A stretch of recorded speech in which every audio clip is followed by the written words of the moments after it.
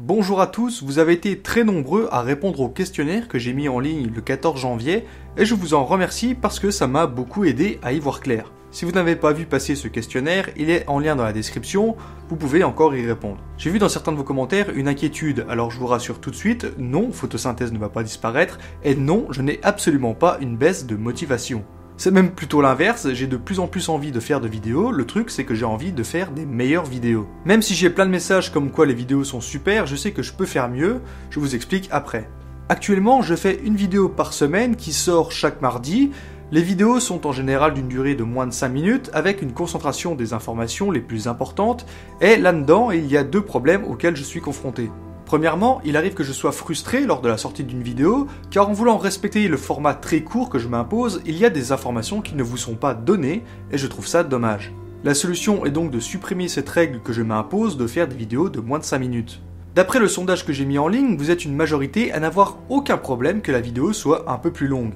Je rassure ceux qui aiment les formats courts, mon but restera toujours de faire la vidéo la plus courte possible, avec l'ensemble des informations importantes. Il n'y aura pas de vidéo interminable, mais juste que si j'ai besoin de faire une vidéo de 7 minutes pour bien présenter un sujet, eh bien vaut mieux que je fasse une vidéo de 7 minutes plutôt que de couper des informations au montage pour rester sous les 5 minutes. Il y aura toujours quand même des vidéos de 3 à 5 minutes, ça dépend vraiment des sujets abordés et de la quantité d'informations qui me semble importante à transmettre. Mon deuxième problème, c'est donc le rythme de sortie des vidéos. Jusqu'à maintenant, même une vidéo de 5 minutes, j'arrivais à la sortir le mardi, mais malheureusement, ça ne se voyait pas forcément, mais il y avait des choses que je bâclais un peu.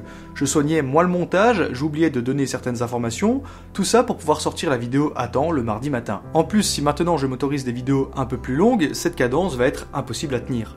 Dans le questionnaire, je vous proposais deux alternatives. Soit espacer les sorties, faire une vidéo toutes les 2 semaines, ou alors ne pas m'imposer un rythme de sortie des épisodes, de sortir des vidéos une fois qu'elles sont bien terminées et que je suis satisfait du résultat. Par exemple, une vidéo qui vient de sortir, si ensuite je fais une vidéo courte, elle peut sortir seulement quelques jours plus tard, et la vidéo suivante, qui peut être plus longue à réaliser, sortira 10 jours plus tard. Personnellement, je préfère cette option, et apparemment vous aussi. Mais je rassure ceux qui ont peut-être peur de voir moins de vidéos, il y aura au moins 2 voire 3 vidéos par mois, tout dépend du temps que je mets à sortir une vidéo. Ça me permet aussi d'être plus réactif, de mettre par exemple un projet en pause pour faire une vidéo sur une photo qui vient de faire l'actualité et vous raconter son histoire sans devoir attendre qu'on soit un jour de sortie habituel de vidéo. Au final, il y aura minimum 2 vidéos par mois, peut-être 3. Tout ça, ça me permet de prendre du temps, de vraiment soigner mes vidéos sans pression de date de sortie, parce que comme je vous le disais, je sais que je peux faire mieux. Mieux préparer mes épisodes, prendre plus de temps pour le tournage, m'impliquer davantage sur le montage, plein de petites choses qui feraient que la qualité des vidéos serait grandement améliorée. Il y a bien sûr quelques inconvénients. Premièrement, pour certains, c'est fini le rituel du mardi matin 7h30 de regarder la vidéo avec son café. Oui, il y en a quelques-uns. Le deuxième inconvénient, c'est le référencement et l'algorithme YouTube. Parce qu'il paraît que si on n'a pas un rythme précis avec une date fixe, eh bien on est moins bien référencé. Pour vous, la solution pour ne pas rater les vidéos, c'est d'activer tout simplement la cloche à côté de l'abonnement. Comme ça, vous recevez carrément une notification quand la vidéo sort. Autre chose à propos de l'évolution de la chaîne, ce sont les formats. Déjà, avec moins de pression pour faire les vidéos, vous allez voir que la qualité sera améliorée. Mais il y a d'autres choses que j'aimerais faire. Par exemple, reprendre la grande histoire de la photographie depuis le début et dans l'ordre de l'histoire, mais dans un format de vidéo qui se démarque des autres. Des vidéos un peu plus longues, bien expliquées et surtout cohérentes entre elles.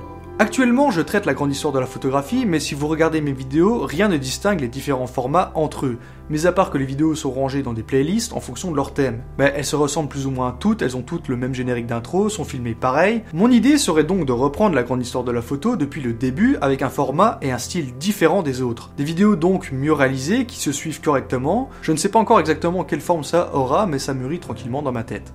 En fait, je regarde ce que font d'autres vidéastes et quand je trouve ça bien, j'ai envie de m'en inspirer. Par exemple, Bruce de Y Penser qui a commencé un nouveau format de vidéo assez technique mais vulgarisé sur l'essence du corps humain. Ou encore Vincent de Stardust qui vient de terminer des vidéos au format narratif sur l'ensemble des missions Apollo. Tout ça, ça m'inspire et je pense aussi que c'est ce que beaucoup de gens attendent au niveau de la qualité des vidéos, de la cohérence et de la qualité.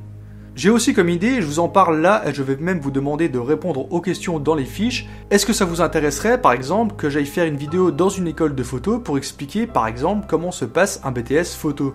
Je lance l'idée comme ça, je n'ai pas de contact, mais si vous êtes une majorité à trouver l'idée intéressante, je me renseignerai. Dans le même genre, faire des reportages en immersion avec ceux qui font la photo d'aujourd'hui. Un photoreporter, un photographe de mariage, un photographe animalier, ou même dans un magasin genre Fox qui propose différents services de photos. Vous voyez des sortes de reportages qui montrent le métier de photographe. J'en parlais déjà dans un des tout premiers vlogs de la chaîne, le truc c'est que ça demande un peu plus d'organisation et de matériel. Mais maintenant que j'ai la chance d'avoir des tipeurs incroyables, ça me permet d'investir un peu dans du matériel pour aller filmer en extérieur. Et en plus, si je m'enlève la contrainte de sortir une vidéo chaque semaine, ça me laisse du temps pour pouvoir réaliser des projets comme ça. Je vous laisse là-dessus, n'oubliez pas de répondre aux fiches et aux sondages en dessous. Cette vidéo est longue, beaucoup trop longue d'ailleurs, mais je voulais vous annoncer en vidéo tous ces changements parce que tout le monde ne suit pas forcément photosynthèse sur les réseaux sociaux. Je vous laisse, merci à vous de l'avoir regardé jusqu'au bout et à très bientôt.